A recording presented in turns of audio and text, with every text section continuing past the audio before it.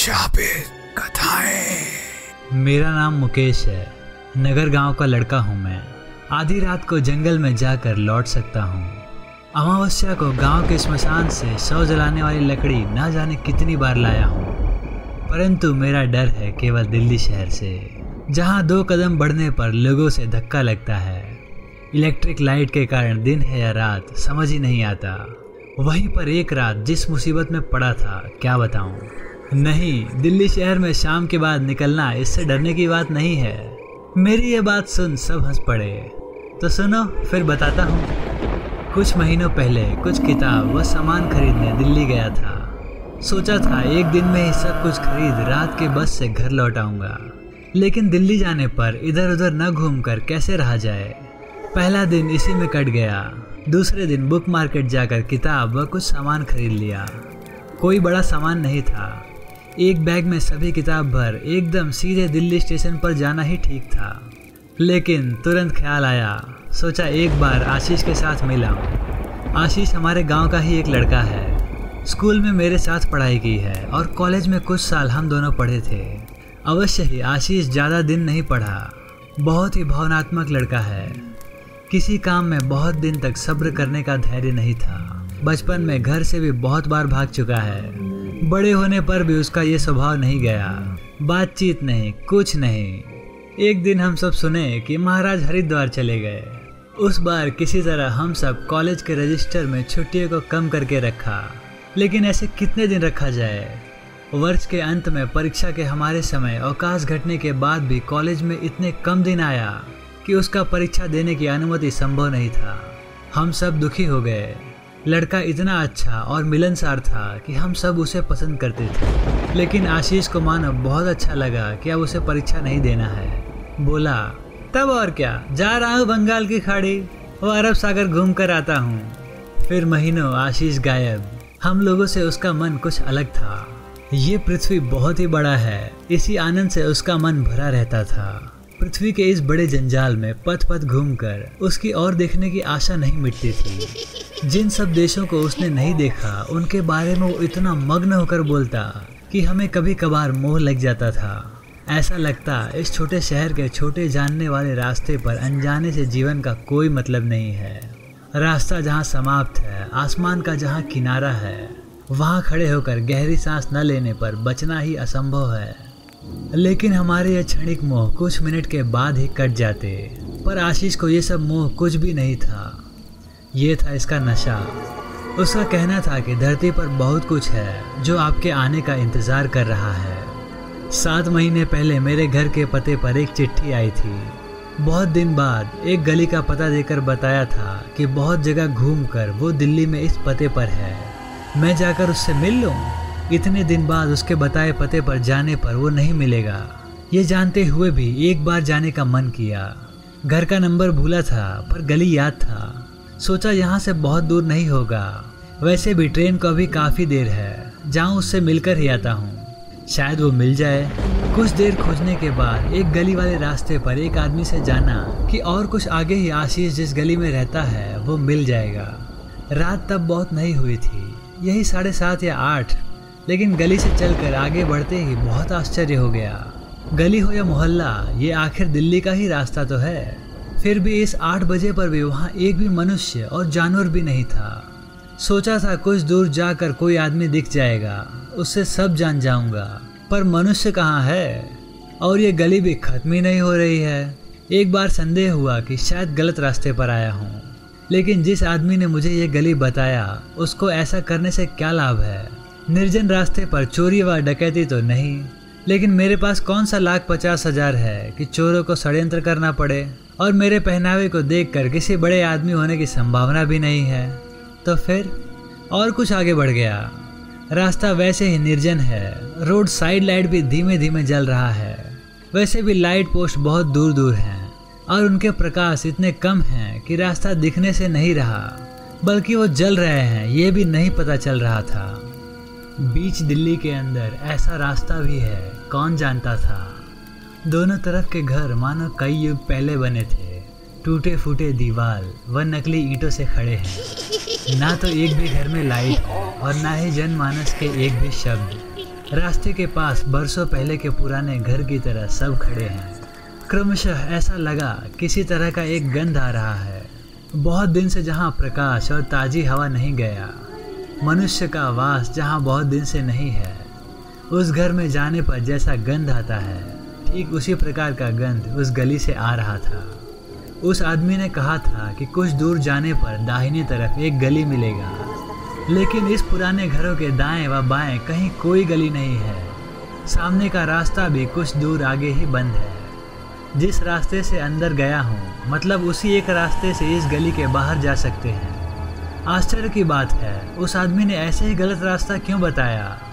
वहाँ से लौटा, ये गली मानो अब और अंधकार मालूम हो रहा था। अब तक जो लाइट टिमटिमाते हुए जल रहे थे, उन्हीं में से कुछ अब एकदम से बंद हो गए हैं। ऐसा लगा कि इस गली से निकलने पर ही अच्छा होगा। डरपोक में नहीं हूँ, लेकिन दिल्ली शहर में ऐसे आश्चर्य बात को देखकर शरीर भयभीत हो रहा था। अभी तो मात्र शाम के 8 बजे हैं। दिल्ली के सभी रास्ते इस समय लोग और गाड़ी से चिल्ला रहे हैं, और पता नहीं क्यों ये रास्ता अभी से एकदम निर्जन हो गया है। ऐसा लगा मानो मैं एक प्राचीन काल के शहर में आ गया हूँ। उस शहर के लोग बहुत पहले घरों को छोड़कर भाग गए हैं। कितने साल किसी के पैर इस शहर में नहीं पड़े हैं, कोई नहीं जानता। मैंने ही शायद इस शहर की चुप्पी को तोड़ा है। मेरे खुद के पैरों की आवाज़ के सिवा और कहीं कोई भी शब्द नहीं है। मेरे चलने की आवाज़ घरों से टकरा कर प्रतिध्वनि कर रहे थे। मेरी आंखों के सामने ही कुछ पोस्ट लैंप बुझ गए। वो गंध भी बढ़ जाने के कारण बहुत खराब लग रहा था।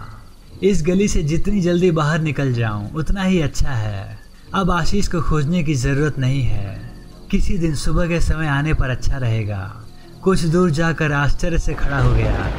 ये क्या, इधर की भी गली बंद है, लेकिन ये कैसे हुआ। मैं एक रास्ते से गली में गया, इसमें तो कोई संदेह नहीं है। इस गली से आगे जाते हुए आसपास कोई और रास्ता भी नहीं था। फिर गली के दोनों छोर बंद, ऐसा कैसे हो सकता है। किसी एक रास्ते से तो मैं अंदर आया हूँ। फिर सोचा हो सकता है और एक रास्ता होगा। जाते वक्त मेरा ध्यान नहीं होगा। अब लौटते वक्त किसी गलत गली में आ गया हूँ, इसीलिए ये बंद है। लेकिन ऐसा भूल कैसे हुआ। मैं तो पागलों की तरह नहीं गया था। सब कुछ देखकर ही चल रहा था। रास्ते पर लोग ना हो, पर किसी घर में एक लाइट तो दिखता, या किसी को बुलाकर पूछ लूँ। जो भी हो, यहाँ खड़े रहने से कोई लाभ नहीं। यहाँ खड़े रहने से कोई लाभ नहीं जानकर फिर लौटा। गली से निकलना होगा जैसे भी हो। फिर उस अंधेरी गली से खुद के पैर की आवाज़ को सुनते सुनते आगे बढ़ा। ये गली मानो क्रमशः दीर्घ ही होता चला जा रहा है। मेरे न जानते हुए किसी ने इसे और लंबा कर दिया है। और इस बार भी जब देखा गली बंद है तो सीने में डर कुछ और बढ़ गया। वैसे भी मैं गांव का लड़का हूँ। खुले आसमान व खुले मैदान में बड़ा हुआ हूँ। शहर आने पर वैसे भी मुझे ज़्यादा कुछ समझ नहीं आता। और उसके ऊपर ऐसी बासी गंध से भरे अंधकार गली, वो मानो मुझे जेल के कोठरी की तरह बंदी बनाना चाहता है। ऊपर देखकर आसमान देखूंगा, वो भी नहीं दिख रहा। एक धुंधले कोहरे में आसमान भरा हुआ है कि उसके अंदर एक तारा भी नहीं दिख रहा। जितना भी ये अद्भुत नज़ारे देख रहा था, उतना सर घूम रहा था। क्या करूं, कुछ समझ नहीं पा रहा था। बैग किताबों व सामान की वजह से भारी हो रहा था। उसको ढोने के कारण खूब थकावट महसूस हो रही थी। ऐसे ही कुछ देर घूमने पर थक कर कहीं बैठ जाना होगा। अचानक मेरी धड़कन कांप उठी। कुछ दूरी पर टिमटिमाते स्ट्रीट लाइट के नीचे आदमी खड़ा है। जल्दी से उसी तरफ आगे बढ़ा। पास जाकर देखा, अरे ये तो हमारा आशीष है। इतने समय के भय व भावना सब सेकंड में भूल गया। आशीष, आनंद से चिल्लाकर उसे बुलाते ही वो चौंक कर देखा। मैं बोला, क्या बात है, तुम्हें खोजते ही तो इस गली में भटक रहा हूँ। बाप रे बाप, किस अजीब गली में रहते हो तुम, अंदर जाने पर निकल ही नहीं सकते। आशीष हंसकर बोला, आ गए मतलब। मैं बोला, आया कहाँ हूँ, तुमको ना देखता तो कहाँ इस गली में तुम्हारा घर खोज पाता। मेरे बात का कोई उत्तर न देकर आशीष बोला, तो तुम्हें अभी भी मैं याद हूँ। ये क्या बात हुई। ज़रूर नहीं भाई, याद नहीं रहते, वरना मनुष्य जितना भी याद करके रखता है उसके अंदर ही हम सब जिंदा रहते हैं। मैं हंसकर बोला, तुम तो बहुत घुमंतू थे, दार्शनिक कब से हो गए। छोड़, अब तेरे घर चल, तुम्हें सभी कहानियाँ सुनाता हूँ। आशीष थोड़ा उदास होकर बोला, मेरे घर चलो, मेरी चिट्ठी मिली थी। हाँ, वो तो कई महीने पहले, तुम्हारे लिए बहुत दिन इंतजार किया भाई, उसके बाद फिर निकल गया। फिर तो लौटे कब? उदास होकर आशीष बोला, आज, उसी निर्जन गली से। तब हम आगे बढ़ चले, लेकिन तब पहले के सभी बातें याद नहीं थी। आशीष ने बोलना शुरू किया, इस बार भाई गया था बहुत दूर, विशाखापट्टनम बंदरगाह। वहाँ घूमते घूमते एक दिन सुंदर सा जहाज देखा। सुंदर कहे तो नया नहीं, जहाज तो बहुत पुराना था। समुद्र के खारे पानी के कारण उसका रंग उड़ गया था। चिमनी धुएं में काली हो गई थी। जहाज को देखने पर ऐसा लग रहा था कि इस काल इसने कई देशों व विदेशों के सैर किए हैं। फिर सुना कि ये जहाज माल लेकर जाएगा जावा द्वीप पर। ये सुन मैं खुद को नहीं रोक पाया। जावा द्वीप सोच सकते हो, जहाँ दूर दूर समुद्र के किनारे नारियल के पेड़ों से भरे हुए हैं, वातावरण और जंगल में मसालों के सुगंध। आहा, यही सोच एकदम पागल हो गया। जानते हो, चाहे जैसा भी हो, जाना ही है जहाज में।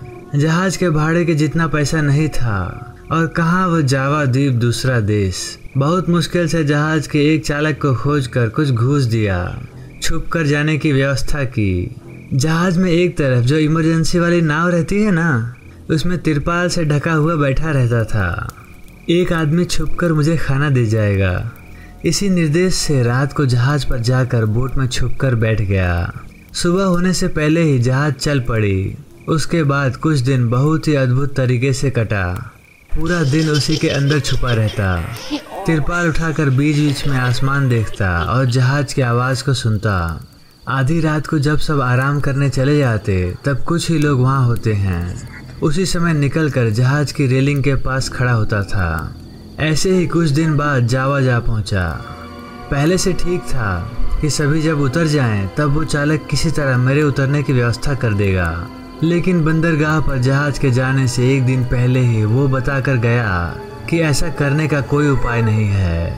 यहाँ माल उतरने के बाद तुरंत जहाज चेकिंग के लिए जाएगा। वो आदमी जो मुझे खाना देकर जाता था, उसने उपाय बताया कि जब सभी जहाज को बंदरगाह पर भिड़ाने में लगे होंगे, तब किसी तरह मैं पानी में उतरकर अगर तैर कर जाऊं तो बच सकता हूं। मैं इसी में राजी हुआ। अगले दिन जहाज किनारे पर लगाने की व्यवस्था हो रही थी। उसी समय छुपकर बोट से निकलकर मैं नीचे उतर गया। जहाज के दूसरी तरफ रेलिंग से जाकर नीचे कूद गया। नीचे कूदा वो तो ठीक है, पर उसी समय जहाज के किनारे से टकराने के कारण कुछ इधर आना शुरू किया। जहाज के पैडल से पानी की बड़ी लहरें उठ पड़ी। उस लहर में बहुत खिंचाव थी। किसी भी तरह उससे नहीं निकल पाया और सीधे जाकर उस घूमते पैडल से धक्का लगकर नीचे की तरफ चला गया। मैं चौंक कर बोला, फिर क्या? उसी पैडल का धक्का कितना जोर से लगा है देखोगे? सामने एक स्ट्रीट लाइट जल रहा था। उसी के पास जाकर आशीष ने शर्ट उठाकर दिखाया। ये क्या? शर्ट के नीचे तो कुछ भी नहीं है, एकदम साफ, कुछ भी नहीं। फिर ठीक से देखा, देह नहीं है, कुछ भी नहीं है।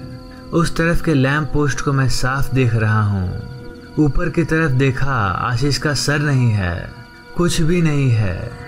डर से चिल्लाकर बैग हाथ में लेकर मैं दौड़ना शुरू किया, लेकिन जाऊँ कहाँ? जिधर भी जाता हूँ उधर गली का मुंह बंद है। चिल्लाते हुए एक पुराने घर के दरवाजे को पीटने लगा। कोई है अंदर, कोई है। दरवाजा झंझना उठा, पर किसी की कोई आवाज़ नहीं। चारों तरफ अंधेरा। तभी मुझे ऐसा लगा मानो ये गली मेरे चारों तरफ सिकुड़ते हुए बढ़ रहा है। सब जगह एक दुर्गंध। उसके बाद मुझे और कुछ याद नहीं है। जब होश आया तो देखा कोई एक आदमी मुझे बोल रहा है कि साहब उतरिए, दिल्ली बस स्टैंड पहुंच गए हैं। Delhi bus stand? आश्चर्य होकर देखा। मैं अपने बैग के साथ एक रिक्शे पर बैठा हुआ हूँ। सामने दिल्ली बस स्टैंड। उतरकर रिक्शे का भाड़ा दिया, लेकिन कब और कैसे मैं रिक्शे पर चढ़ा कुछ भी याद नहीं कर पाया। फिर कुछ दिन बाद खोज लेकर पता चला कि ठीक 4 महीने पहले जावा के बंदरगाह पर आशीष ठीक उसी तरह मारा गया था। तो वो कौन था जो मुझसे दिल्ली की उस गली में मिला था? तो क्या आशीष की आत्मा थी वो? दोस्तों, आपको ये कहानी कैसी लगी हमें कमेंट में बताइए। अगर आपको हमारी वीडियो पसंद आई हो तो हमारे चैनल को सब्सक्राइब कर लीजिए। धन्यवाद।